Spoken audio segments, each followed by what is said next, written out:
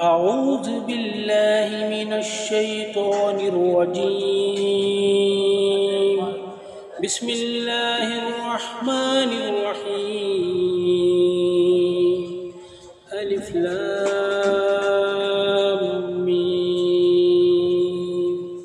تلك آية الكتاب الحكيم،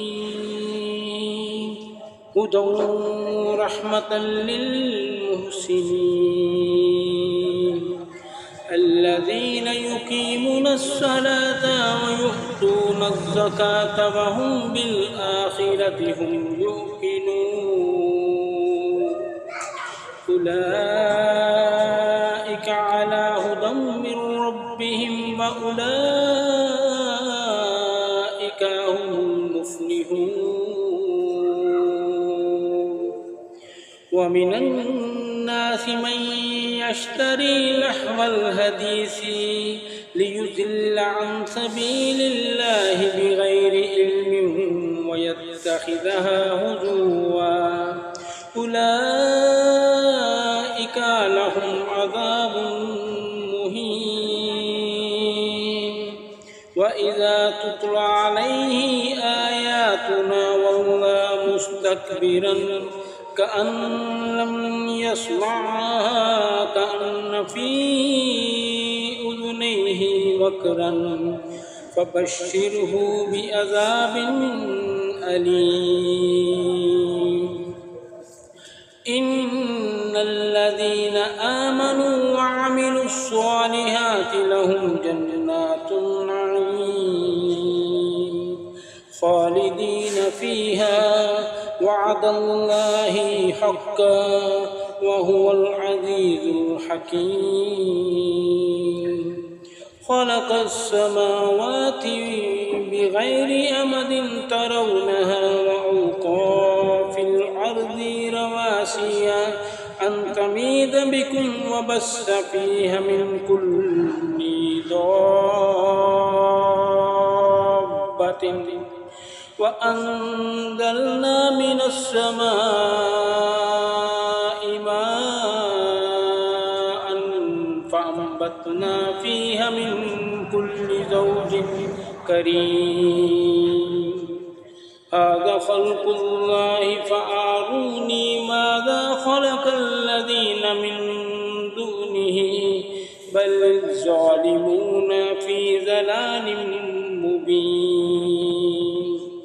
ولقد آتينا لقمان الحكمة أن اشكر لله ومن يشكر فإنما يشكر.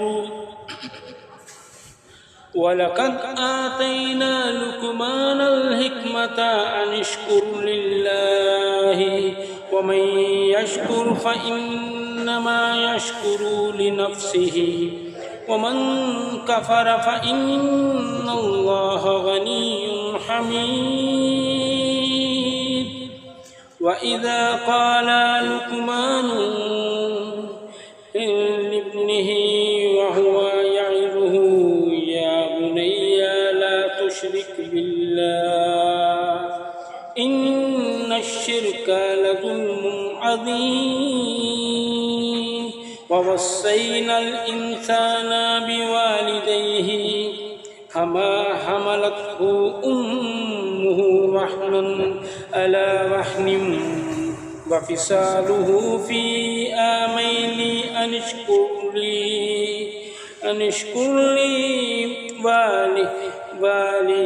والديك إلي المصير. وإن جاهدك على أن تشرك بي ما ليس لك به علم فلا تطيعهما وصاحبهما في الدنيا معروفا واتبع سبيل من أناب علي ثم إلي مرجعكم فأنبئكم بما ولا بعثكم إلا كنفس واحدة إن الله سميع بصير ألم تر أن الله يولج الليل في النهار ألم تر أن الله يولج الليل في النهار ويولج النهار في الليل وسخر الشمس والقمر كل يجري إلى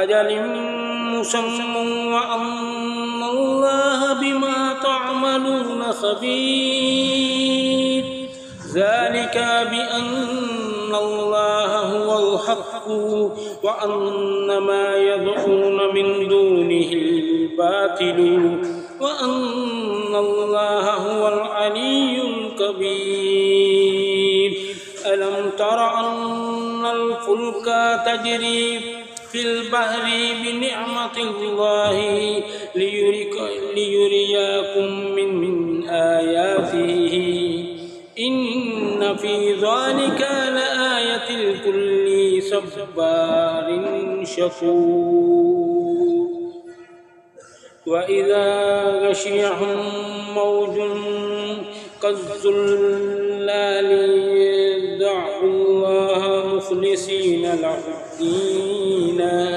فلما نجاهم إلى البر فمنهم مقتصد وما يجحد بآياتنا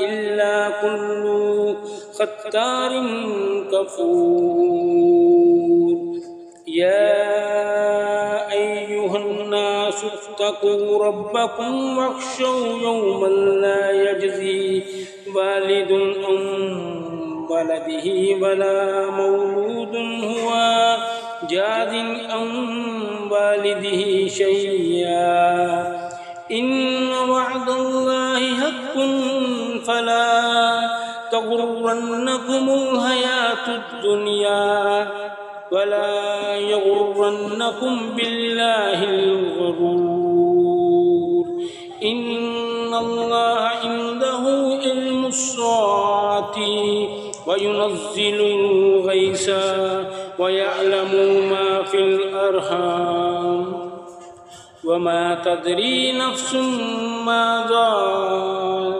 تكسب غدا وما تدري نفس بأي أرض تموت إن الله عليم خبير